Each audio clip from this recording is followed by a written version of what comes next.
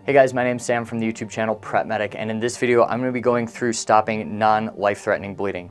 So most of the time when somebody gets hurt, it is not the massive arterial hemorrhage that we were talking about with the tourniquet application and the wound packing. However, we still have to control that bleeding because it can become more serious over time, and we have to wrap it to make sure it is not going to succumb to infection. So in front of you, I have a couple different pieces of supplies. So over here, we've got 4x4 gauze. I think this is actually 5x5, and this is very, very common. It's very easy to apply, so this is not for your really quick paper cut, but if somebody has a laceration, abrasion on their arm, this will come in handy for you. It's made so that the fibers are not going to come off in the wound, and you can apply pretty good pressure over it.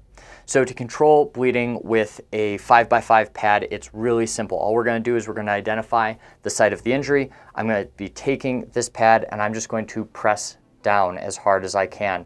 Now, the longer we keep pressure, the better for these patients. If the wound is slightly larger, or if it's on their chest, abdomen, and doesn't require a chest seal, we have this guy here. Now, this is an abdominal pad or a combi pad, and it's just a little bit heavier duty. Now, what we're going to do is we're going to take this side here, we're going to put this over the wound, and same thing, we're going to hold it really secure over the wound for as long as we can. Now, we don't oftentimes have the luxury of just keeping that direct pressure with our hands. So if we have somebody that we need to move, or you have to finish your ride, something else like that, we can take our gauze, we have it in place, we're going to hold pressure, and then we can take roller gauze or cling, acrylics, whatever you want to call it, and we can wrap this on here with a little bit of pressure being held. So because I am a one-man show, I've actually already started wrapping this right here, and we're going to wrap it around itself, make sure it sticks to itself. We're going to keep this relatively tight.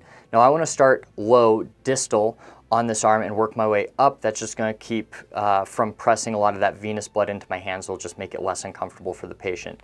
And we're going to wrap a couple times around that initial site. We're going to slowly wrap up the wound. Now I want to make sure both sides of this bandage here are covered by the gauze. I don't want to be just wrapping the center of the gauze. That'll make it really easy to fall out.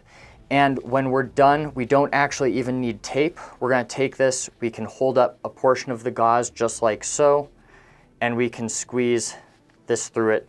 That's going to hold that secure. We can cut the rest of the gauze off. You can put it away to be used later in that ride if maybe this becomes soiled.